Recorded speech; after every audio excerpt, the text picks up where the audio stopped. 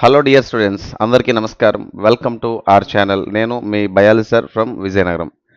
Dear students, మనము ఈ వీడియోలో ఏం డిస్కస్ చేద్దామంటే మన రైల్వే పరీక్షల్లో ఆన్వాయితీగా వస్తున్నటువంటి టాపిక్ అంతఃస్రావి వ్యవస్థ. చాలామంది అంతఃస్రావ్య వ్యవస్థ అని చదువుతారు. సో వాట్ ఎవర్ ఇంగ్లీష్లో తీసుకుంటే దీన్ని మనం ఎండోక్రైన్ సిస్టమ్ అని చెప్పి మనం పిలవడం జరుగుతూ ఉందండి. Endocrine system. నేను చాలా వీడియోస్లో మీకు చెప్పాను, కాన్సెప్ట్ స్టార్ట్ చేయకన్నా ముందునే ఇంట్రడక్షన్ మీదనే క్వశ్చన్స్ వస్తాయి. అంతా డెప్త్గా చదువుతాం, డైరెక్ట్ క్వశ్చన్ అడిగితే మనం ఆన్సర్ చేయలేమన్నమాట. అంతఃస్రావ్య వ్యవస్థ లేదా ఎండోక్రైన్ సిస్టమ్ అంటే ఏంటి అంటే, జాగ్రత్తగా వినండి. మన శరీరంలో చాలా చోట్ల కొన్ని గ్రంథులు ఉంటాయంట. ఓకేనా? కొన్ని రకాల గ్రంథులు అనేటివి ఉంటాయి. గ్రంథులు అంటే గ్లాండ్స్ అంటారు. ఓకేనా? ఈ గ్లాండ్స్ ఏం చేస్తాయంటే మన శరీరంలో ఉన్నటువంటి గ్లాండ్స్ లేదా గ్రంథులు అనేటివి ఏవైతే ఉన్నాయో, ఈ గ్రంథులు వాటి యొక్క స్రావాలను, అంటే దట్ మీన్స్ వాటి దగ్గర నుంచి రిలీజ్ అయినటువంటి కొన్ని కెమికల్ సబ్స్టాన్సెస్ ఏవైతే ఉన్నాయో, ఆ సబ్స్టాన్సెస్ అనేది బ్లడ్లోకి డైరెక్ట్గా రిలీజ్ చేస్తాయి. అంటే గ్రంథులు అనేటివి ఏవైతే ఉన్నాయో వారి యొక్క స్రావాలు అంటే ఇంగ్లీష్లో సెక్రెషన్స్ అంటారు. So the secretions from the glands directly released into the blood and they forwarded to the particular target organs.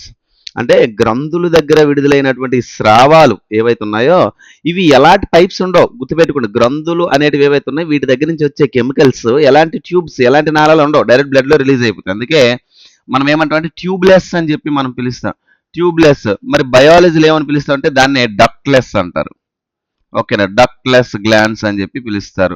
Ductless glands అంటే తెలుగులో ఏమని చెప్తారంటే వినాల గ్రంథులు లేదా నాళరహిత గ్రంథులు అంటారు. ఓకేనా? సో వినాల గ్రంథులు అని చెప్పేసి పిలవడం జరుగుతూ ఉంది. ఏమని పిలుస్తామండి? వినాల గ్రంథులు. వినాలము అంటే నాళం లేని. ఓకేనా? గ్రంథులు అంటే గ్లాండ్స్. సో ఇక్కడ tubes or ducts are not seen in the particular type of glands. మరి ఎలాంటి నాళాలు లేకుండా ఆ రసాయనాలు బ్లడ్ లో డైరెక్ట్ గా రిలీజ్ చేసే వ్యవస్థ ఏదైతే ఉందో దాన్నే మనం ఎండోక్రైన్ సిస్టమ్ లేదా అంతఃస్రావి వ్యవస్థ అని చెప్పేసి మనం పిలవడం జరుగుతూ ఉందండి. అంతఃస్రావి వ్యవస్థ. మరి సార్ ఈ టాపిక్ ని ఎక్కడి నుంచి బేస్ తీసుకున్నారు సార్ అంటే, యాక్చువల్గా 10th class NCERT text book ఏదైతే ఉందో 10th class NCERT text book లో రెండవ పాఠమైనటువంటి కంట్రోల్ అండ్ కోఆర్డినేషన్ అంటే నియంత్రణ మరియు సమన్వయం అనే పాఠంలో 7వ పేజ్లోని మనం గమనిస్తే left side auxins, gibberellins, cytokinins, ethylene, abscisic ఆమ్లం ఇస్తూ దాని మీద ఉన్నటువంటి పారాగ్రాఫ్ లో మానవుల్లో కూడా సమన్వయ హార్మోన్లు అని చెప్పి ఇస్తాడు. సో అక్కడ చాలా తక్కువ డేటా ఉంటుంది. అందుకే old text book, present Telangana text book, Andhra 2023 biology text book 10వ తరగతి తీసుకొని మీకు చెప్పడం జరుగుతుంది. మరి డేటా అంతా కూడా మనము ఈ పీడిఎఫ్ మన యాప్లో ఉంది ఆల్రెడీ. ఓకేనా? మన యాప్లో ఆల్రెడీ ఈ పీడిఎఫ్ ఉంది. ఇది 100 రూపాయలకి మాత్రం మనం అందించడం జరుగుతూ ఉంది. 3 months వ్యాలిడిటీతో మన యాప్లో ఉంది. మన యాప్ పేరు బయాలజీ ఇట్స్ సింపుల్ నౌ. మన యాప్ని ప్లే స్టోర్ని డౌన్లోడ్ చేసుకొని అందులో 100 రూపీస్కి మీరు తీసుకోవచ్చు. చూడండి, ఇక్కడ 100 రూపీస్ ఈ పీడిఎఫ్ ఫుల్ లెంత్ గా ఏపీ కానిస్టేబుల్, సబ్ ఇన్స్పెక్టర్, రైల్వేకి సంబంధించి ఫుల్ లెంత్ టాపిక్స్ అన్ని నీట్ గా రాయడం జరిగింది. తెలుగులో ఉంది అండ్ ఇంగ్లీష్ మీడియంలో కూడా మెటీరియల్ ఉంది. సో యాప్ లోకి వెళ్ళిన తర్వాత మీరు ఈ పీడిఎఫ్ అని పిలుస్తున్నటువంటి ఒక టైల్ మీకు కనిపిస్తుంది. ఆ ఈ పీడిఎఫ్ లోకి వెళ్తే మన బయాలజీకి సంబంధించి దొరుకుతాయి. అండ్ అదేవిధంగా ఫిజిక్స్ ఉన్నాయి, జీకే ఉన్నాయి, కెమిస్ట్రీ ఉన్నాయి, అండ్ కెమిస్ట్రీ ఆన్లైన్ క్లాసెస్ ఉన్నాయి. ఇంగ్లీష్ మీడియం సంబంధించినటువంటి arithmetic English medium and Telugu medium classes కూడా ఉన్నాయి. సో మీకు కావాలంటే తీసుకోవచ్చు. రైట్? మరి లేట్ చేయకుండా వీడియోలోకి పోదాం. మరి ఇక్కడ ప్రధానంగా మనం డిస్కస్ చేయబోతున్నటువంటి అంశాల్లో భాగంగా వినాల గ్రంథి లేదా డక్ట్లెస్ గ్లాండ్స్ అని చెప్పినాం కదా. అందులో మొదటి గ్లాండ్ ఏది అంటే పీయూష గ్రంథి. మొదటి గ్రంథి ఏదంటే పీయూష గ్రంథి అని అన్నాం. పీయూష గ్రంథి అంటే దీన్ని ఇంగ్లీష్ లో పిట్యూటరీ గ్లాండ్ అని చెప్పేసి పిలుస్తారండి. పిట్యూటరీ గ్లాండ్ అంటే పీయూష గ్రంథి. వీడిని మనం ఏమని పిలుస్తామంటే మాస్టర్ గ్లాండ్ అని చెప్పి పిలుస్తూ ఉంటాం. మాస్టర్ గ్రంథి. లేదా వీడినే మనం బ్యాండ్ మాస్టర్ అని చెప్పేసి పిలుస్తారు. బ్యాండ్ మాస్టర్ ఏం చేస్తాడు? బ్యాండ్ వాయించి వాళ్ళందరికి ముందుండి ఎలా వాయించాలో ఇన్స్ట్రక్షన్స్ ఇస్తూ ఉంటాడు. వీడిని మాస్టర్ గ్లాండ్ అంటారు. ఓకేనా? సో నేనేమంటానంటే నా శరీరంలో ఫర్ ఎగ్జాంపుల్ నువ్వే ఉన్నావు, అర్థమైందా? నీవేం చేస్తావండి? సినిమాలకు పోయిన తర్వాత ఒక హీరోయిన్ చూడగానే అబ్బా హీరోయిన్ ఎంత బాగుందని అంట, అవునా కదా? సో ఆ ఎంత బాగుందని అనడానికి గల కారణం ఎవడంటే మన శరీరంలో ఉన్నటువంటి గ్రంథి పిట్యూటరీ గ్లాండ్. అరే బాబు హీరోయిన్ బాగుందంటారా బాబు అని చెప్పేది ఎవడు సరే చెప్తాడంటే పిట్యూటరీకి చెప్పేవాడు వాడు బాబు ఉంటాడు అన్నమాట. వాడు బాబు ఎవడు హైపోథాలమస్. అర్థమైందా? సో బాబుకే బాబు ఎవడంటే హైపోథాలమస్ గడి పిట్యూటరీ చెప్తాడు అరే బాబు జాగ్రత్తగా ఉండంటారా అని చెప్పి. పిట్యూటరీ ఏం చెప్తాడు అరే బాబు సినిమా హీరోయిన్ అంట చూడరా అని చెప్పి ఏం చెప్తారంటే హైపోథలామస్ అనేవాడు పిట్యూటరీని కంట్రోల్ చేస్తే పిట్యూటరీ మనల్ని కంట్రోల్ చేస్తాడు. అర్థమైందా? అందుకే వీడిని మాస్టర్ గ్లాండ్ అంటారు. హైపోథాలమస్ ఎందుకు అనకూడదు? హైపోథాలమస్ కేవలం పిట్యూటరీ గ్లాండ్ ని కంట్రోల్ చేస్తాడు, వీడు మిగతా అందరినీ కంట్రోల్ చేస్తాడు. Got it? అర్థమైంది ఈ పాయింట్? సరే, ఇలాంటి పిట్యూటరీ గ్లాండ్ ఇది బేసికల్ గా బఠానీ గింజ ఆకారంలో ఉంటది నాన్న. బఠానీ గింజ ఆకారంలో it is a P shaped gland which is present below the brain అని చెప్పి అంటాం. మెదడుకు కింది భాగంలో, మెదడుకు అడుగు భాగంలో కనిపిస్తూ ఉంటది ఏదంటే ఈ పీయూష గ్రంథి లేదా పిట్యూటరీ గ్లాండ్ అని చెప్పి మనం పిలుస్తాం. మరి ఈ గ్రంథి కొన్ని రకాల హార్మోన్స్ ఇస్తుంది. నేను ఒక మాట చెప్తా చూడండి, ఈ టాపిక్ ని ఫుల్ డెప్త్ గా చదవాల్సిన అవసరం లేదు. మన ఎగ్జామ్ పాయింట్ ఆఫ్ వ్యూలో అకాడమీ టెక్స్ట్ బుక్ ని బేస్ చేసుకుని చదువుకుంటే చాలు. దీన్ని దాటి లెంత్ గా చదివిన తర్వాత క్వశ్చన్ డైరెక్ట్ ఇక్కడే ఇస్తాడు, మనం ఇక్కడే ఫెయిల్ అవుతాం అనమాట. అర్థమైందా? రైట్. మరి ఇక్కడ చూస్తే కనుక ఒక్కొక్కటి చూద్దాం. మెదడు అడుగు భాగంలో ఉన్నటువంటి పిట్యూటరీ లేదా పీయూష గ్రంథి ఏం చేసేది? దీని నుంచి కొన్ని హార్మోన్లు వస్తాయండి. ఎన్ని హార్మోన్లు వస్తాయి ఒక్కొక్కటి జాగ్రత్తగా చూడండి. ఇక్కడ కేవలం పీయూష గ్రంథి నుంచి వచ్చే హార్మోన్లు ఇక్కడ 6 కనిపిస్తా ఉన్నాయి. అవునా? ఖచ్చితంగా క్వశ్చన్ ఇక్కడ నుంచి రైజ్ అవుతుంది, జాగ్రత్తగా వినేసేయండి. మొదటిది సొమాటోట్రోపిన్ అనే పిలుస్తున్నటువంటి హార్మోన్ అండి. సొమాటోట్రోపిన్ ఓకేనా? సొమాటిక్ సెల్స్ ని, సొమాటిక్ కణాలని అభివృద్ధి పరుస్తా ఉంది. కణాల సంఖ్య పెరిగితే కండరాలు అంటే కణజాలాల సంఖ్య పెరుగుతుంది. కణజాలాలు పెరిగితే అవయవాలు పెరిగితే జీవి యొక్క ఎత్తు గాని జీవి యొక్క వెడల్పు గాని పెరగడం జరుగుతుంది. అయితే సొమాటోట్రోపిన్ వలన శరీరంలో ఏమి పెరుగుదల జరుగుతూ ఉంది సార్ అంటే ఎముకల పెరుగుదల, ది బోన్ గ్రోత్ అనేది కనిపిస్తూ ఉంటుంది. ఎముకల పెరుగుదలకు కారణమైనటువంటి హార్మోన్ సొమాటోట్రోపిన్. దీన్నే మనము గ్రోత్ హార్మోన్ అని చెప్పేసి కూడా పిలుస్తాం. నెక్స్ట్ హార్మోన్ తీసుకుని థైరోట్రోపిన్. ఓకేనమ్మా?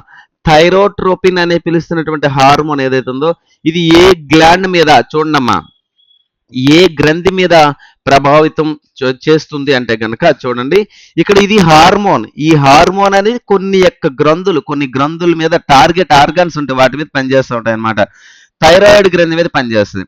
తర్వాత గొనాడోట్రోపిన్. ఓకేనా? గొనాడోట్రోపిన్ అని పిలుస్తున్నటువంటి హార్మోన్ అండి. ఈ గొనాడోట్రోపిన్ అనే హార్మోన్ ఏం చేసిద్దంటే మగవారిలో ముష్కాల మీద, టెస్టిస్ మీద, స్త్రీలలో ఓవరీస్ మీద. ఓవరీస్ అంటే స్త్రీ బీజ కోశాలు. గత వీడియోలో చెప్పాను నేను ఫీమేల్ రీప్రొడక్టివ్ సిస్టమ్ లో. ఓకేనా? ఈ రెండింటి యొక్క పనితీరును ప్రభావితం చేసినటువంటి హార్మోన్ ఏందయ్యా అంటే దట్ ఈస్ గొనాడోట్రోపిన్ అంటారు. మరి నెక్స్ట్ హార్మోన్ తీసుకుంటే ఏసీటీహెచ్, ఎడ్రినో కార్టికోట్రోపిక్ హార్మోన్. ఇగోండి ఏసీటీహెచ్ అంటారు, ఎడ్రినో కార్టికోట్రోపిక్ హార్మోన్ అని చెప్పి పిలుస్తారు. మరి ఇది ఏం చేస్తుంది అంటే ఇప్పుడు మూత్రపిండం నుంచి ఎడ్రినల్ కార్టెక్స్ ఉంటుంది. ఓకేనా? మూత్రపిండం తీసుకుంటే ఈ పైన ఉన్నటువంటి భాగం ఏదైతే ఉందో ఇది కార్టెక్స్ అంటారు. ఓకేనా? కార్టెక్స్. ఈ కార్టెక్స్ భాగంలో కొన్ని రకాల హార్మోన్స్ రిలీజ్ అవుతూ ఉంటాయి, వాటిని స్టిమ్యులేట్ చేస్తూ ఉంటుంది అనమాట. కాబట్టి ఏసీటీహెచ్, ఎడ్రినో అంటే మళ్ళీ ఇక్కడ ఎడ్రినో, సింపుల్ గుర్తుపెట్టుకోండి. తర్వాత మరొక హార్మోన్ ఎవరు సార్ అంటే లూటినైజింగ్ హార్మోన్. ఓకేనా? Luteinizing hormone. ఇక్కడ ఈ టాపిక్ ని అర్థం చేసుకోవాలంటే కనుక వేరు వ్యవస్థలు, శరీరంలో సిస్టమ్స్ ఉంటాయి కదా, వాటిని బాగా అర్థం చేసుకుంటే సరిపోద్ది. మన పీడిఎఫ్ లో నీట్ గా అన్ని పాఠాలు రాయడం జరిగింది. ఓకేనా? సో జాగ్రత్తగా గుర్తుపెట్టుకోండి. గ్రూప్ డి వచ్చే నాటికల్లా మనం సైన్స్ లో పర్ఫెక్ట్ అవ్వాలి, ఇంకంతే. అదొక్కటే మైండ్ లో పెట్టుకోండి. ఓకే? మరి లూటినైజింగ్ హార్మోన్, ఈ లూటినైజింగ్ హార్మోన్ ఏం చేస్తుంది తెలుసా? పురుషులలో టెస్టోస్టిరోన్ హార్మోన్. ఓకేనా? పురుషులలో అంటే మేల్స్ లో టెస్టోస్టిరోన్ అనే పిలుస్తున్నటువంటి మేల్ సెక్స్ హార్మోన్ అంటారు, పురుష లైంగిక హార్మోన్ అంటారు. సో మేల్ సెక్స్ హార్మోన్ ఏదైతే ఉందో దీనిని స్టిమ్యులేట్ చేస్తూ ఉంటది. ఈ టెస్టోస్టిరోన్ అనేది శుక్రకణోత్పత్తికి ఉపయోగపడతా ఉంటుంది, స్పామ్టోజెన్సిస్ కి ఉపయోగపడతా ఉంటది అనమాట. అండ్ స్త్రీలలో ఏమవుతుందంటే అండోత్సర్గం, ఓవ్యులేషన్ ఫేజ్. ఇది మీకు తెలుసు, గత వీడియోలో చెప్పాను. 14 నుంచి 19వ రోజు ఏదైతే ఉందో స్త్రీలలో అంటే ఋతుస్రావం జరిగిన దగ్గర నుండి మెన్స్ట్రువల్ ఫ్లో అనేది స్టార్ట్ అయిన 1 డే నుంచి లెక్క పెడితే 14 నుంచి 19 రోజుల సమయాన్ని అండోత్సర్గం, ఓవ్యులేషన్ అది జరగడానికి గల కారణము అదేవిధంగా కార్పస్ లూటియం అభివృద్ధి. కార్పస్ లూటియం అంటే అండాశయము, వావరి నుంచి ఎగ్ బయటకు వచ్చేసిన తర్వాత మళ్ళీ తయారయ్యే దశలో ఒక దశ ఏదంటే కార్పస్ లూటియం.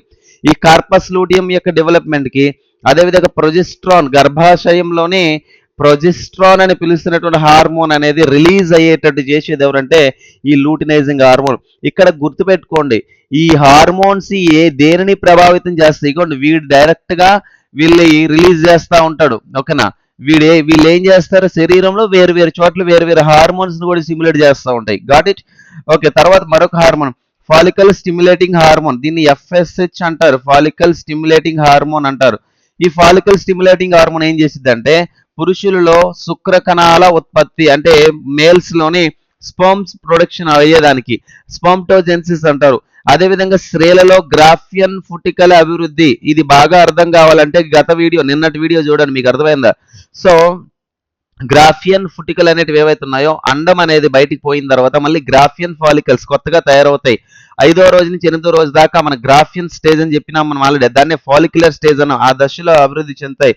తర్వాత స్త్రీలలో మరొక ఫీమేల్ సెక్స్ హార్మోన్ అయినటువంటి ఈస్ట్రోజన్, అదేవిధంగా మిల్క్ ప్రొడక్షన్ అంటే తల్లులలో పాలోత్పత్తి, అదేవిధంగా స్రవించుట అంటే పాలను స్రవించడానికి అంటే secretion of the milk is done with the help of follicular stimulating hormone. ఓకేనా? నెక్స్ట్ థైరాయిడ్, మరొకటి తీసుకుందామండి. థైరాయిడ్ అని పిలుస్తున్నటువంటి గ్రంథి, ఇదొక గ్రంథి. థైరాయిడ్ గ్రంథి, ఇక్కడ మీరు చూడండి, థైరోట్రోపిన్ అనే హార్మోను దేనిని ప్రభావితం చేస్తుంది అంటే థైరాయిడ్ గ్రంథి మీద. మరి అలాంటి థైరాయిడ్ గ్రంథి నుంచి వస్తున్న హార్మోన్ ఏంటి? థైరాయిడ్ గ్రంథి ఎక్కడ ఉంటుంది సార్ అంటే థ్రోట్, గొంతు దగ్గర ఉంటుంది. ఈ గ్రంథి నుంచి వచ్చే హార్మోన్ అంటే థైరాక్సిన్ అని చెప్పి పిలుస్తారు. ఏమని పిలుస్తారంటే థైరాక్సిన్ అంటారు. ఈ థైరాక్సిన్ ఎప్పుడు దేనిని ప్రభావితం చేసే? సాధారణ పెరుగుదల రేటు అంటే బాసల్ మెటబాలిక్ రేట్, బిఎంఆర్ ని రెగ్యులేట్ చేస్తూ ఉంటది. అదే జీవక్రియలు అంటే బాసల్ మెటబాలిక్ రేట్ అండ్ సాధారణ పెరుగుదల రేటు, నార్మల్ గ్రోత్ రేట్ అంటే శరీరము ఏ వయసుకి ఎంత పెరగాలనేది డిసైడ్ చేసేదానికి థైరాయిడ్ ఉపయోగపడుతుంది. తర్వాత స్త్రీ బీజ కోసం అంటే దట్ మీన్స్ ఓవరీ. ఈ ఓవరీ దగ్గర నుంచి వచ్చినటువంటి హార్మోన్స్ మీకు తెలుసు, 2 ఉంటాయి కదా. మరి 2 హార్మోన్స్ కూడా తెలుసుకునే ప్రయత్నం చేద్దాం. ఓవరీ దగ్గర ఉన్నటువంటి 2 హార్మోన్స్.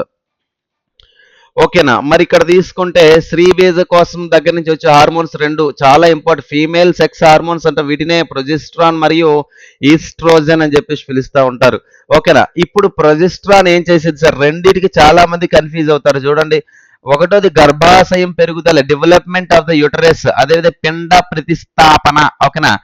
ఇక్కడ ఎంబ్రియో ఇంప్లాంటేషన్ అంటే ఈ పిండం అనేది తయారవడంలోని ప్రధాన పాత్ర పోషించేది ప్రొజెస్టరాన్. తర్వాత స్తన గ్రంథుల అభివృద్ధి, that means mammary glands, milk glands యొక్క డెవలప్మెంట్ అనేది మనకి ఇక్కడ ఉన్నటువంటి ప్రొజెస్ట్రాన్ ద్వారా జరుగుతుంది. తర్వాత ఈస్ట్రోజన్ కి వద్దాం. కటివలయం పెరుగుదల, పెల్విక్ గీడిల్. ఓకేనా? పెల్విక్ గీడిల్, స్త్రీలలో పెల్విక్ గీడిల్ పెరగడానికి గల కారణం ఏందయ్యా అంటే దట్ ఈజ్ ఈస్ట్రోజన్. కటివలయం వెనకాల ఉన్నటువంటి భాగాన్ని కటివలయం అంటారు. మరి స్త్రీలలో 28 రోజుల ఋతుచక్రం అంటే 28 డేస్ పీరియాడిక్ సైకిల్స్ అనేటివి ఏవైతే ఉన్నాయో ఇవి జరగడానికి గల కారణం ఏందయ్యా అంటే వాడే ఈస్ట్రోజన్. ఓకే, ఈస్ట్రోజన్ అంటారు. మరి వీళ్ళిద్దరు ఎక్కడి నుంచి వస్తున్నారండి? స్త్రీ బీజ కోసం ఓవరీ దగ్గర నుంచి వస్తా ఉన్నారు, రైట్? తర్వాత ముస్కాలు అంటే మేల్లో ఉన్నటువంటి ఓకేనా గ్లాండ్స్ అన్నమాట, మేల్ గ్లాండ్స్. సో ముస్కా గోనులు అంటే స్క్రోటల్ షాక్స్ నుంచి వస్తుంది. దీని నుంచి వచ్చే హార్మోన్ ఏంటంటే టెస్టోస్టిరోన్ అనే హార్మోన్.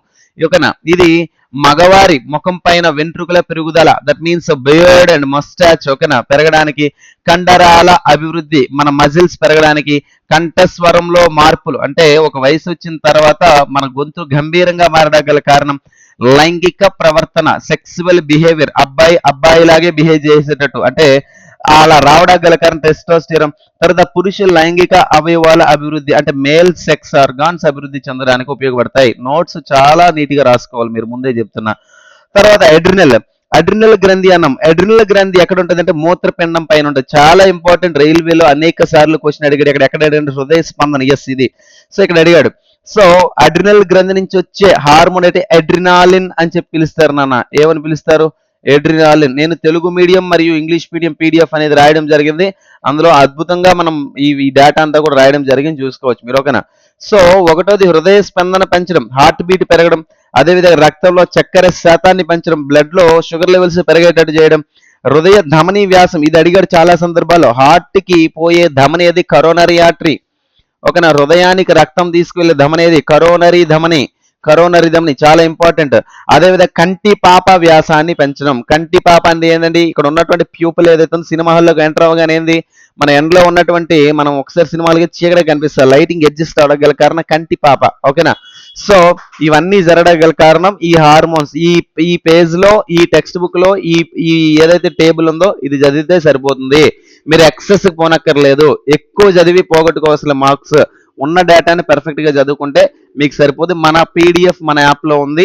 ఓకేనా, యాప్ లో ఉన్న పీడిఎఫ్ బయాలజీ సింపుల్ లవ్ అని చెప్పేసి మీరు కామెంట్ బాక్స్ లో ఫస్ట్ కామెంట్ లింక్ పెడతా, మీరు చూసుకోండి. ఖచ్చితంగా PDF 3 months validity. And regular గా పీడిఎఫ్ యాడ్ చేస్తూ ఉంటా, కొత్త డేటా ఏదైనా ఉంటే ప్రతిరోజు యాడ్ చేస్తూ ఉంటా. Stay tune to my channel. Thanks for watching this video. Thank you very much. This is Lakshman sir from Vizianagaram. Thank you.